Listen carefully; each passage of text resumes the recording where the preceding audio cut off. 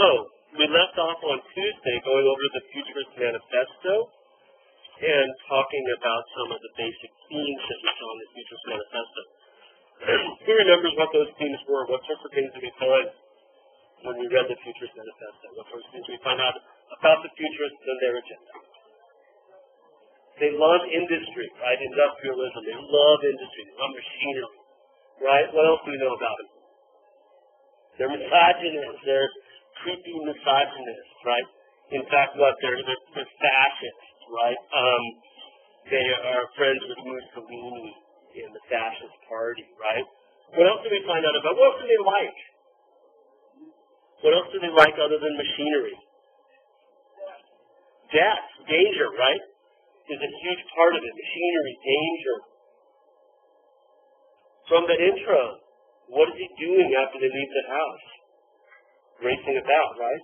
Speed, movement, which all ties together, right? The machine is new, it's dangerous. I read this morning that the Futurist Manifesto came out 1 decade, 10 years, after the first automobile rolled off the production line in Italy. It's new, right? This is modern life. The whole idea of a car, right? A horseless carriage was in Italy quite new at the time, right? So there is this kind of danger that comes with the idea that you can propel yourself at greater speeds than ever before, powered by a machine versus a sentient animal, right? He calls the steering wheel a guillotine. He talks about his car as if it's an animate being. He strokes its breast. They love machinery. They love industry. He thinks industrial runoff is mother's milk, right? Crazy stuff. But he's talking metaphorically, right? He doesn't really suck down, tainted industrial muck, but he's talking about it metaphorically. Right? So, very good. It's important to remember, as I said before, is that while all of this sounds flowery, and actually I like the paintings a lot, that Marinetti was really good friends with Mussolini. And Benito Mussolini was the founder of the Italian Fascist Party. Fascia were groups of sticks that you find in Roman portraits, and so they're trying to revive the Roman Empire in a way, and that's what the fascist means. But now we use the word pretty easily anymore, right? A fascist is someone who believes that, in general, believes that they have a birthright to be better than others and born to be in control, right? And Mussolini was friends with the futurists. I brought in a late futurist work for you to see from the 30s. There's sort of two phases of futurism. And the second phase is much more literal looking. But there's Mussolini in the center, seen 3 times in military helmet. And again, in addition to loving industry, they love war, right? War is the greatest hygiene. Will cleanse the world. And here's this, in the 30s, this celebration of war. It's terrifying, isn't it? The cannons and marching, but at the same time, it's dynamic, right? It's got that sense of movement and danger, speed, right? And industry in a way that we had been talking about with the manifesto. There's Mussolini seen 3 ways that gives it a certain dynamism. I'm really intrigued by the fact that if you look at the portrait in the center on the left, this one here, right? Very ripped out. It's frightening how much he looks like Trump, or vice versa. There's that pose, with his chin in the air. And I'm not saying that Trump's a fascist or anything like that. At least that's not the point of making that comparison. But it's I've been intrigued by how much it seems like walks around with that blower look out. Is something Mussolini was doing in the 20s and 30s all the time. And he doesn't seem to know. He has no clue how much that is. So, but that has nothing to do with what I want you to learn about this, right? So So dynamism and movement and action. And it's a different sort of elapsing of time in their pictures, as we'll see. It's a different sort of elapsing of time than what we saw in Cubist art. For the Cubists, the object stays still, and the viewer moves, right? So you see a coffee cup, which doesn't move, but you see it from the top, you see it from the side, right? You see a fragment of a newspaper, a glimpse. And you see another fragment of the newspaper, another glimpse, or you see another part of the tabletop, or you have the sensation of the wicker of the chair, or the wallpaper that they bring into the synthetic pieces. But everything, it's not if it moves, it's you that's gone through time. The object is just sat there, and you're seeing different parts of it, and synthesizing that together. For the futurist, it's the depicted thing that moves, right? So time elapses as well, and there's a sort of cross-pollination of ideas, but it's the thing that moves, not you, right? So with this work on the left, it's in the Museum of Modern Art in New York by Boccioni, one of the card-carrying members of the Futurist movement, perhaps the most important of the Futurist painters. We'll look at two or three. He's interested in trying to capture the movement and dynamism of a soccer player. Can you read it? Can you see it? Knowing the title, can you get an idea of it? It's not directly illustrative, right? There's no sort of foot to be found or a leg to be found. There's,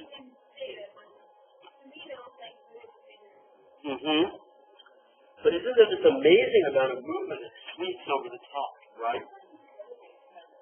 Or have you ever seen them when they go up and kick over the top of their head and then land on their back, right? The Pele move, the famous move that he kind of invented.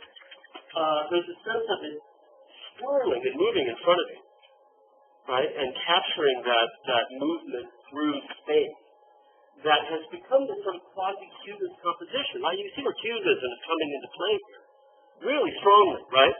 Especially that sort of second phase that we saw with Juan Gris, where color starts to enter into it. And again, as I mentioned on Tuesday, the closeness between what's going on in Futurism, what's going on in that offshoot of Cubism that we call Orphism, or the Puteaux group, right? There's a lot of overlap there. They like the machine as well, which they're probably getting from the Futurists. They like color, and they're all figuring out applications for Cubism, right? The Cubist revolution was huge, and it had all sorts of tendrils that shot out from it and ended up in different directions, right? We already looked at Franz Marx, for example, who picked up on Cubism, right? And in his Animals in the Forest had that sort of Cubist element. Well, here too as well, you can see that the edges are almost Cubist, while the middle, you'll notice there's a lot more organic forms, rounded forms, that almost suggest the idea of an arm sweeping through space on one hand, but on the other hand start to almost look like, you know, the old wheel covers of automobiles when they had the wheels outside the frame, right? Old race cars that, you know, right? When you have a headlight on the wheel cover, you know, and there's a car, and there's another one here, and the grill would be in the front like that. You know what I'm talking about, right? Right, there's the shape of the car, and you start to see it like this, right? And you start to see how some of these forms here start to look like those cowl covers or parts of, you know, automobiles and whatnot, or boats, speedboats, or airplanes, right? They love all of these metaphors because they're in grills and whatnot. That's probably easier to read than going on, right? But you can see part of what's happening is that they're sort of breaking down the difference between organic forms, human forms, animal forms, and the machine. So if we go back to the manifesto that we read, remember he talked about a car that's a shark. He calls it like shark, you know, because he sees the shark as this lean swimming machine, right? It just swims. That's what it does, and it's perfectly, evolved to do. You guys ever see Jaws, the first Jaws movie? That's what they say, right? It is a perfect machine. It's a swimming, eating machine. That's all it does. You can't even stop doing it, right? They don't stop moving. Well, that idea that organic forms, animal, human forms, and the machine have an overlap is something I think we're beginning to pick up here in other works by Bassioni and other works by the futurists, right? Because it takes sort of different trajectories. One of the things that really inspired them was what we call chronophotography, and this was developed in the late 19th century, where a camera would move along with the figure, and leaving the shutter open or clicking the shutter for multiple exposures, you would get the sense of how figures moved in space, and transposing them onto or into a single frame. And what Bassioni has done is taken what Marais has done here and almost like squished it together into one single thing. So you get that time lapse as the figure is now moving through space and kicking a ball. The ball is more or less gone because what he's trying to do here, we'll see again, is not illustrated per se. But the title is not a soccer player. It's not a soccer game. It's not a soccer player kicking a ball, soccer player jumping in space. It's the dynamism of the soccer player. So what he's capturing here is the sense of movement, right? The sense of action, rather than an illustration of the figure. Right? You know what's a nice analogy for this? Turner. Remember Turner, the landscape painter from the 19th century? Those of you who took the 19th century? He never painted things. He painted weather patterns, without actually illustrating the weather. He wanted to capture the sense of the energy of the weather, right? So the snowstorm thing, they didn't illustrate anything, did it? It's all over the place. And that's, I think, a nice jump to this in a way, is that sense that it's not illustrated. It's capturing sensation. And that's exactly what the Cubists did, isn't it? They tried to capture sensation. They did it in a very different way. But again, these ideas are just back and forth between them, right?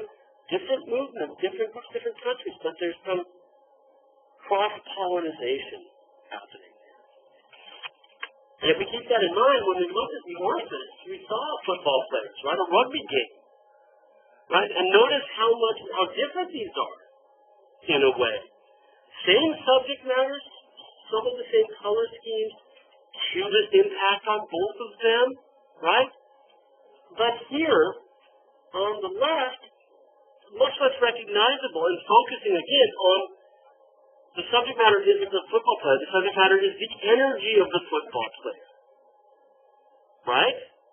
Whereas on the right, we have in the background sounds of the crowd and elements that relate to the structures, the city around it, and we can make out much more clearly the ball carrier.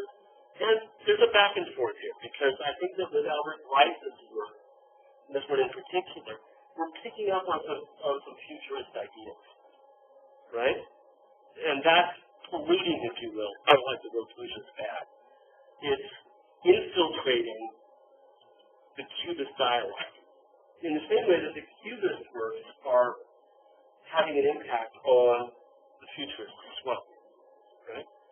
So there's a lot of similarity between this offshoot group in Puteaux, some of whom were called orphans, and the futurists. And this is not the first time we've seen it, nor it will be the last. Jay? No, it's rugby, actually, because he's in a, I think we talked about this very briefly just before the exam. Football was a relatively new sport. It was very violent as well. The fans were incredibly violent, too. But it looks more like rugby than American football. They've got the helmets on and whatnot, but I don't think American football is, and his name may look like he's an American, he's French, it's Albert, right? Albert Glaise.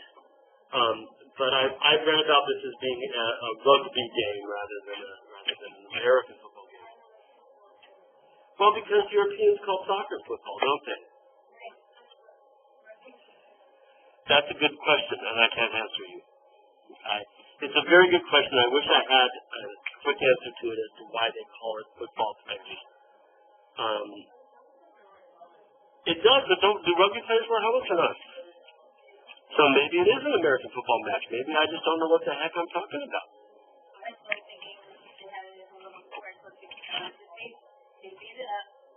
Yeah. Well, that's the thing. I'd be curious as to know what Blythe called it when he called it that, right? And maybe it is an American football match. I'd have to look further to find out. That's a very good point. Thank you for bringing it up.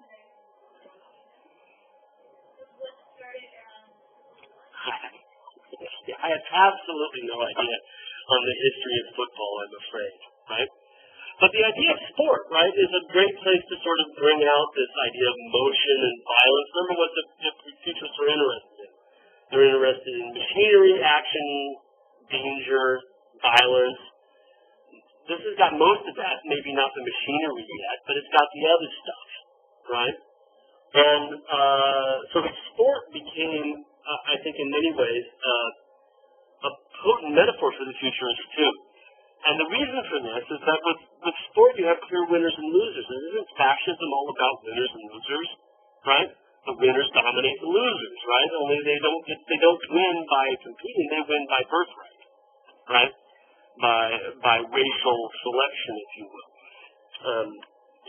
So the futurists are this lesson in having to for a second separate the fact that I hate them as a group and I love their paintings. Feininger was not a futurist, but you can see the degree to which their ideas are everywhere. He too is interested in sport. I love this picture. He's an American expat. Spent time in Paris at the same time that the futurists were there for that big show. Remember that while futurism begins in 1909, right, with the manifesto published in a French newspaper, right? And the reason he chooses the French newspaper because Marinetti got his graduate degree in Paris, right? And he also realizes that Paris is the show, Paris is the place where if you want to get your artistic ideas out, you go to Paris, you publish it there, instead of in Milan where he lives. But in addition to this, in order to get the group out there, he meets the futurist painters like Boccioni, who writes a separate futurist painting, and another futurist sculpture note. And Marinetti writes another futurist poetry note, right? The poetry note has just called Words at Liberty, which is pretty cool to see it. Once he meets the painters and he begins to put together a group that's beyond poetry and doing painting as well, this is 1911, right? He sends them all to Paris because he knows that that's what they're going to get for show. They want to show this stuff up, you got to do it in Paris. So he goes, look, we're going to have a show in 1912. That's the year the Pluto group has their big show where Orphism is labeled. But he says the parts are already in 1911 to get ready for the show. And so they're there, even though they're Italian. Feininger comes from America, he's German descent, but he's American. He comes to Paris at the same time, and he's right in the middle of this mix, right? Right between Orphists on one hand, the futurists on the other. And it's a bit more literal. It's not one figure repeated all over the place, but he's dynamic, right?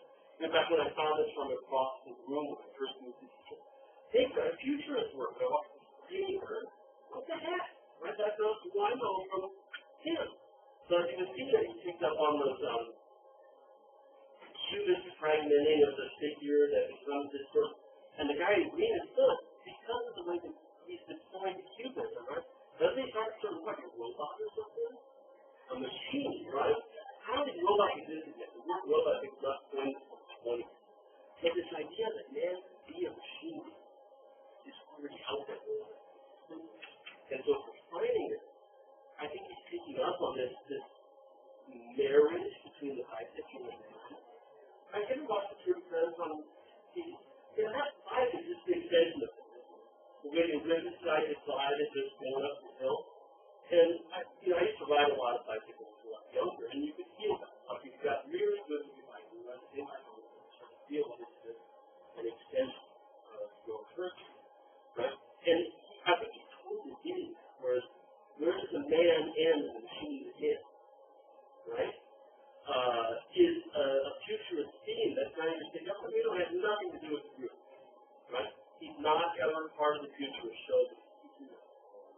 That dialogue that's existing in Paris around 1911, 1912, that's being contributed to both by the orchists from one side, the Couture group, and the futurists from the other.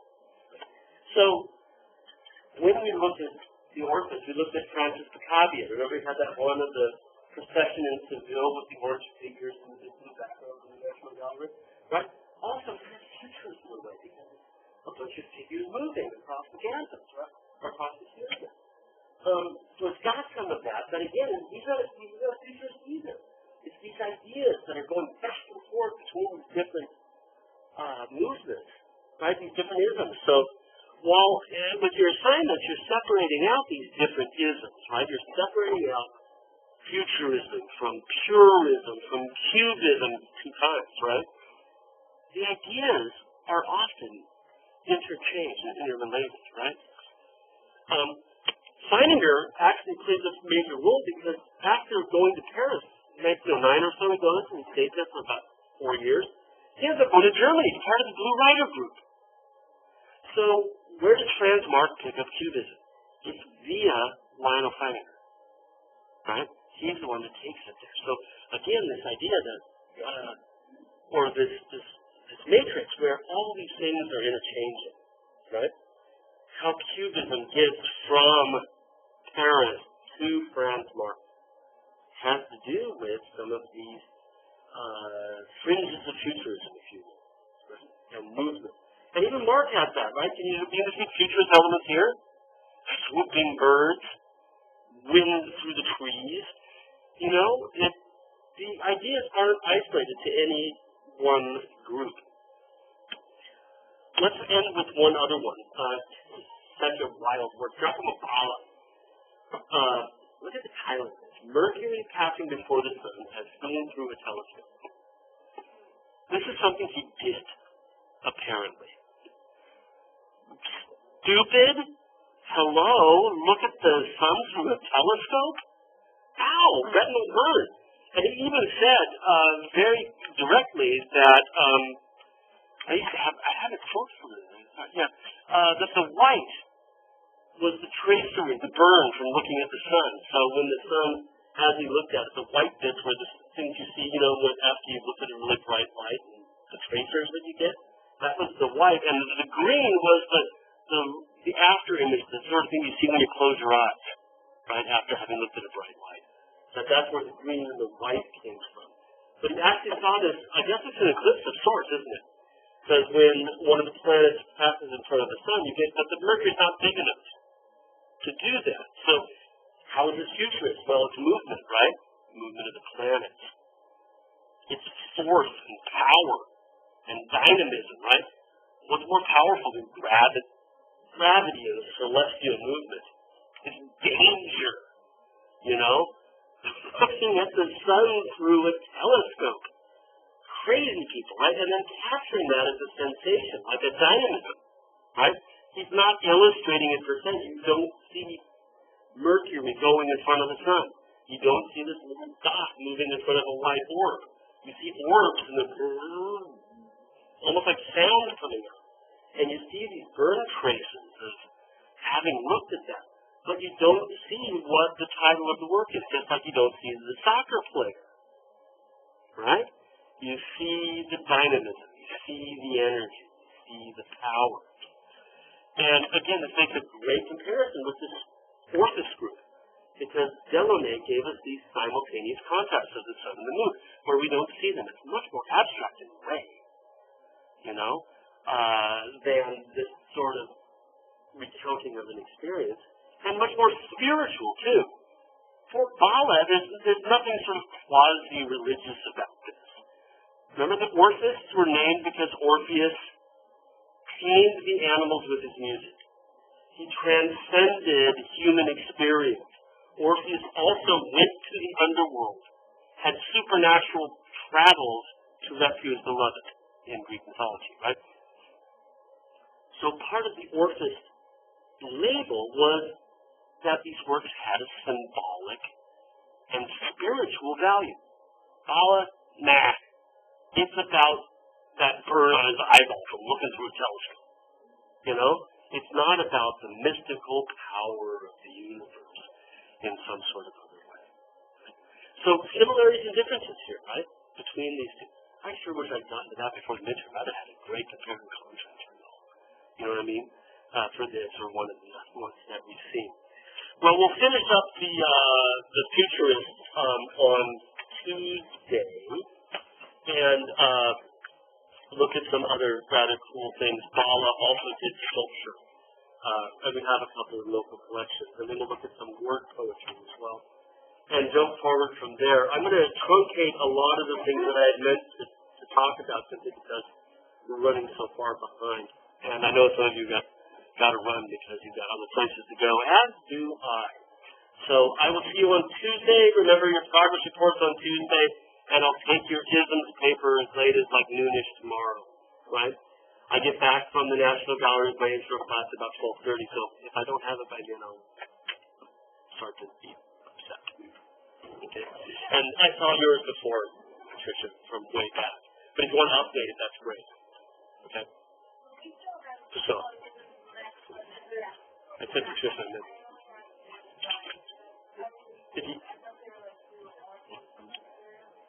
Right. So if you want to get more for this, go right ahead. Right.